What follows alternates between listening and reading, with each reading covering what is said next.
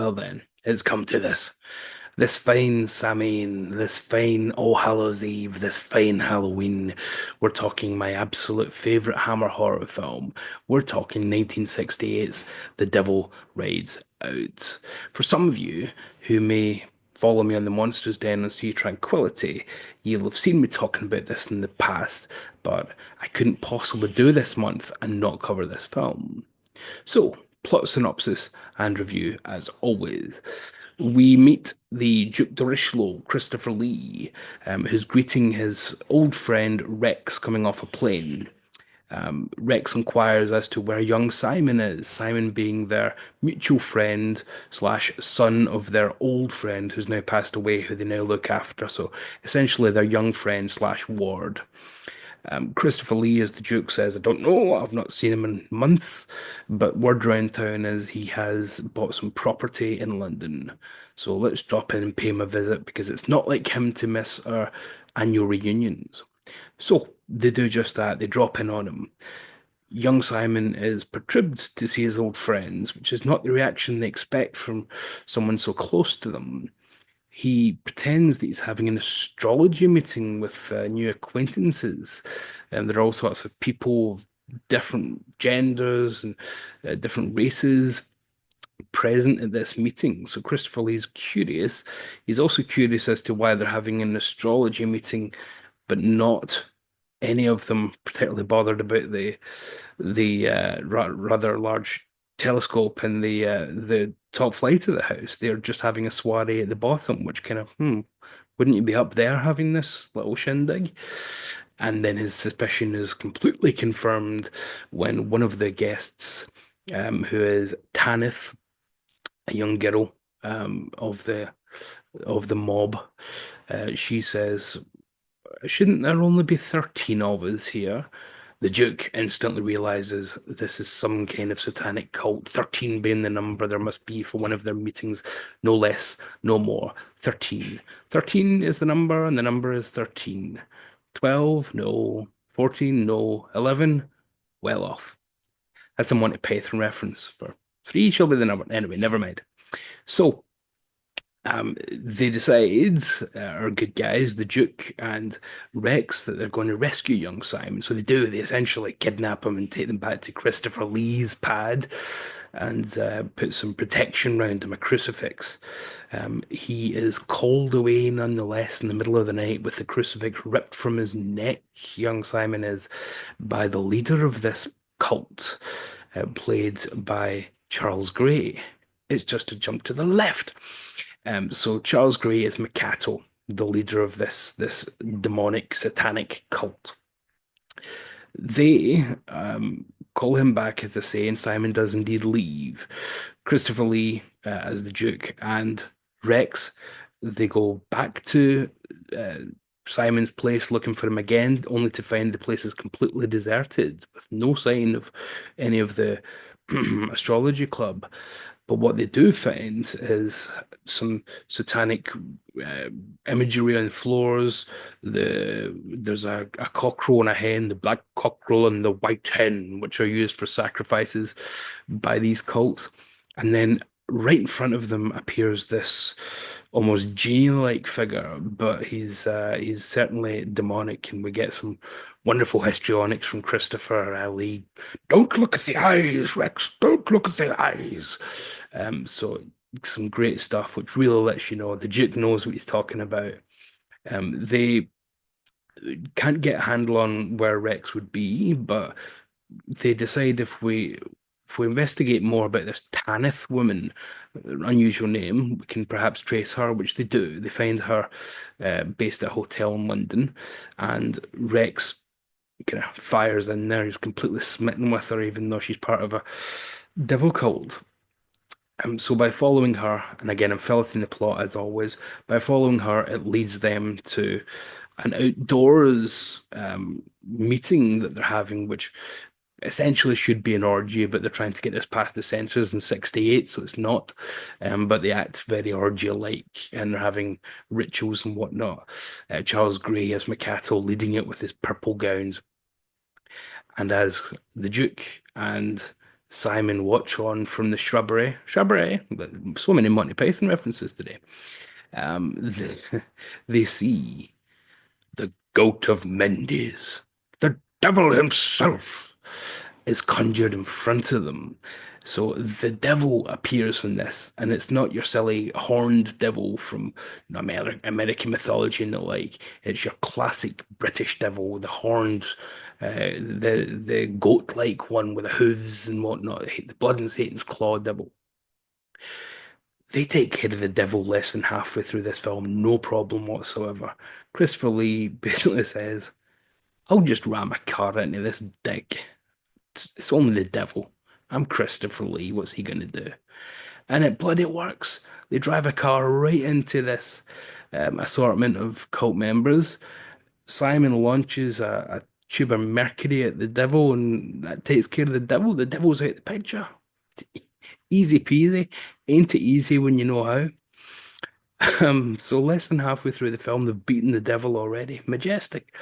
But the stakes continue to get higher as they're now responsible for the now rescued Rex and also for Tanith as well as again, sorry, the now rescued Simon, but also Tanith as well, because Rex is quite smitten with her, as I mentioned, so they've kind of taken her on because I guess somebody pointed out they need a love interest in this movie. Anyway, and they go back to their plan, which is we'll take Sanctuary and we'll fall back on the Duke's knowledge of how to defeat this kind of evil.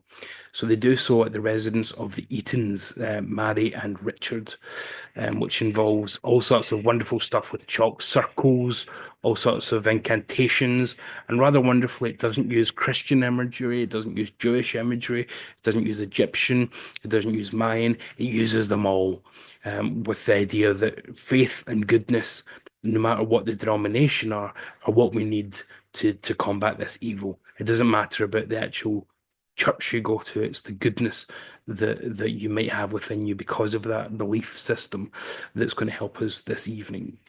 Makato, Charles Gray, visits this house and in a very Charles Gray way tries to persuade the woman of the house to let him have the young folk back. Just give me Rex and sorry, give me Simon and give me Tanith and I'll be on my way. And when she rebuffs him, he's angry, but in a very Charles Gray way. So instead of threatening her obliquely and overtly, he says, I won't pay back, my dear, but something will tonight. And that's the angel of death. So again, stakes pretty damn high. The angel of death, when summoned, has to take a life. Has to. Cannot be summoned without a life being taken back with it. So there's no escaping it. There's no clauses. There's no get outs. And I think that's where I'm going to draw the end of the synopsis because again, this is such a great film that if one of you, just one of you, is watching this just for the review and hasn't seen the film and does want to, I want you to see it as fresh as possible. Needless to say, what happens next is brilliant too. Absolutely brilliant with a wonderful conclusion that some people think's a bit sudden, but hey, I don't. I think it's completely earned and completely thematically earned and built up to. So, review then. Masterpiece. Well, it's been a nice month. See you. No, this is a total masterpiece. Christopher Lee is perhaps his best performance. He's having the time of his life because he's getting to play the part that Peter Cushing would normally get. The part that he would normally get is Mikato. Very wisely, they changed the novel to make Mikato not a stereotypical kind of voodoo practitioner of the black magic. And they make him Charles Gray to kind of camp it up a bit and have some fun. But Charles Gray is very menacing. But Christopher Lee is stentorian, but he's also regal and noble, and he's never looked more handsome. He looks absolutely majestic as the Count, with his great little beard and mustache combination. He looks brilliant. He playing nobility, which Christopher Lee always, I'm descended from this great Italian nobility. So Christopher Lee's playing up to the persona that he always cultivated himself, which again, brilliant, puts him down to a T, and he knows it. And he's clearly saying this is something I don't get to do very often, so I'm going to go for it. If I have to be typecast, I'll be typecast as this kind of thing, hopefully. The rest of the cast, Charles Gray, as I mentioned, is very fun, but still very devilish, pardon the pun, as Makata. Tanith, Nikki Arege, who would go on to be a princess, one of three Hammer actresses who would go on to be a princess, is fine. She's the Hammer girl of the film, but she brings some interesting qualities to it when she's under the spell of Makata. Leon Green as Rex. He's too old for the role to be the hangdog looking for affection from this young girl. And for some reason he's dubbed, but I can't complain too much because even though he was a bass tenor, so he had a real voice, a proper good voice, he's dubbed by Patrick Allen, and I love Patrick Allen, so it's very hard for me to complain when I'm hearing more Patrick Allen. Although, because Patrick Allen did so many Hammer films, it's very uncanny to hear Patrick Allen but see the face of Leon Green. Patrick Moore is fine as young Simon. He's passable, but he's not really image. He's not got much agency or urgency. Things happen to him. He's not really that type of character where he's got to convince of terribly much. Some odd casting too. Paul Eddington is the house that I mentioned that they take sanctuary in. He's the father of the household. And for British sitcom fans, Paul Eddington's legend for Yes Minister and Yes Prime Minister. So very unusual to imagine him in this kind of horror film in the 60s. But this is almost a reunion of sorts of that classic Hammer lineup because we've got Christopher Lee, but we've got Terence Fisher back directing it here. And we've got a score from James Bernard, which is brilliant, on the Sea Tranquility episode, which I didn't want to just repeat and do the same shtick again. But I showed my Laserdisc of this film, which I've got in a box set with Dracula, Prince of Darkness, and Quatermass in the Pit. I'll link to the video anyway, just in case you want to watch more Hammer chat. I'll stick that in the comments below. Um, and I also showed the novel that it's based on by Dennis Wheatley that I had growing up, and it's a terribly racist novel and very outdated and whatnot. But it's wonderfully adventuresome too, and that sense is right through the film. So although there's a great evil and a great malevolence through the film, Dennis Wheatley is brilliant at writing high adventure at the same time. So for the film is adapted by the great Richard Matheson. So no Jimmy Sangster here, but Richard Matheson ain't a bad stand-in. And in the first 7 minutes, you get to meet our two heroes. You get to meet the villain.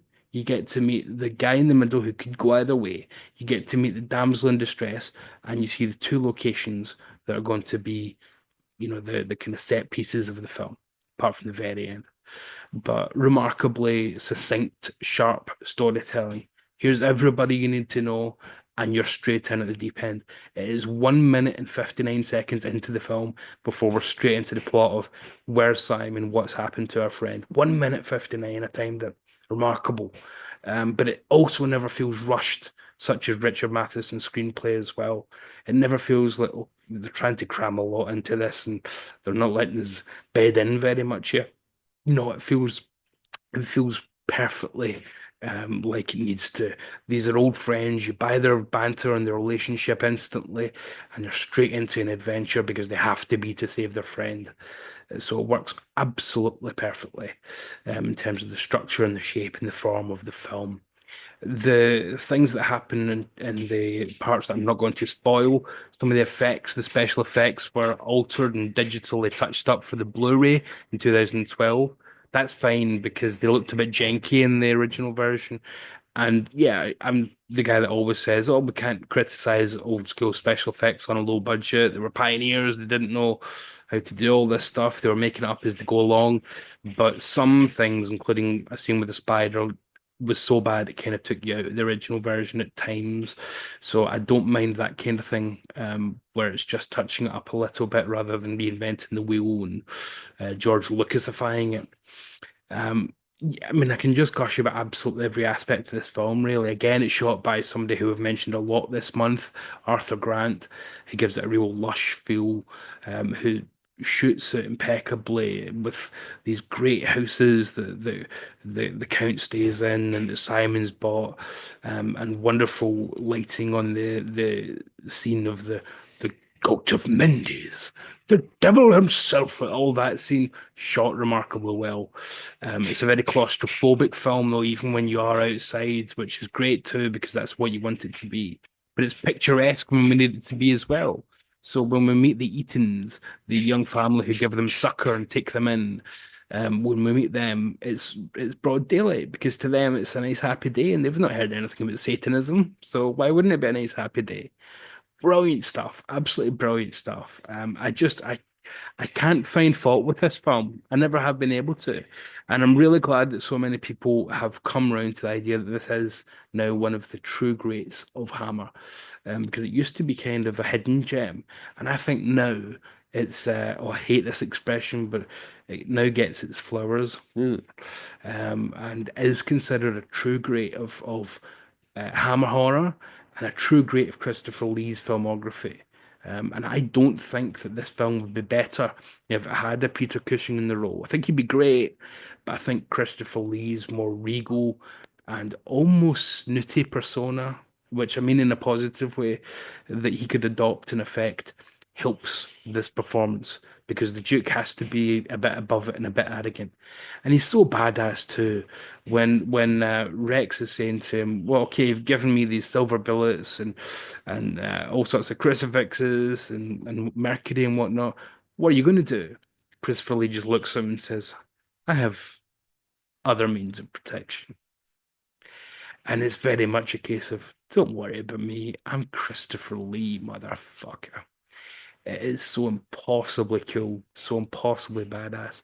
And there are scenes at the very start of the film where Christopher Lee said that his cousin Ian Fleming wanted him to be considered to be James Bond in the 60s. You can bloody see it. You can bloody see a more grounded James Bond when Christopher's bounding around that Simon's house, looking at the dinner guests and sussing them out, and then flying up the stairs to see the room with the telescope in it and whatnot, and examining everything. You can see James Bond there. So yeah, I think it could have easily happened, and it would have been brilliant.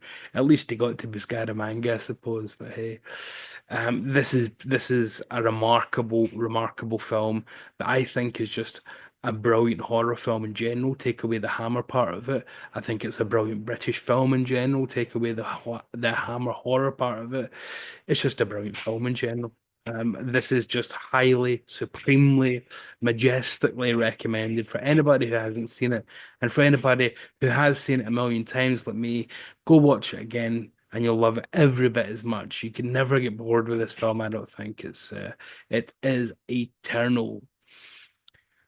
Oh, I almost don't want to stop talking because it means we're at the end of Hammerween if I do. Um, we are at the end, folks, of Hammerween. We are wrapping up now. Hammerween is over, I'm afraid, but I'll be taking tomorrow off. Join me the weekend though, and maybe, just maybe, I'll have an update about future ideas, and maybe you can give me some future ideas as well, because I've quite enjoyed doing this, even though especially when my health was giving way at the start of the month with that chest infection, things were a little bit, "Oh, I might have to cancel this." But I think we have a future to do something along these lines, along with other things for the channel. So to make sure that everybody gets something. But certainly I've enjoyed this enough to continue something in this vein. So we'll talk about it more in the next video, and I'll ask for your input and suggestions, as you're always welcome to leave it anyway. So I'll do the thank yous and whatnot on that video, which will be up at the weekend. But until then, oh, on this, I mean, this All Hallows Eve, this Halloween, don't have nightmares. My friends, this has been a review of The Devil Rides Out. This has been Hammerween.